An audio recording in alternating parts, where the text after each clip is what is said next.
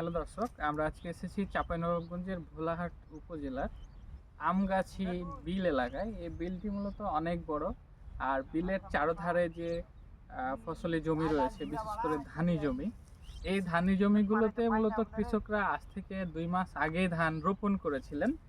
আমরা সে ধানের চিত্র দেখতে পাচ্ছি। এটি পানি না পেয়ে মূলত মরতে বসেছেন।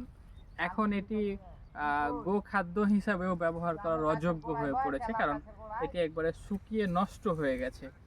এখানকার চাষিরা মূলত বলছেন এই পাশে যে বিলটি রয়েছে, এই বিলে যে পানি আছে, এই পানিটি মূলত একটা পক্ষ ইজারা নিয়েছেন, কিন্তু সারা জীবন বা আজ থেকে 50 বছর ধরে এই বিল থেকে পানি দিয়ে মূলত এই ধানগুলো রোপণ করে আসছেন চাষিরা। তবে এবার তারা পানি দিতে মূলত অস্বীকৃতি জানানোর কারণে এই ধানগুলো জমিতেই পচে নষ্ট হয়ে যাচ্ছে, এমনকি রোদে পুড়ে নষ্ট হয়ে যাচ্ছে।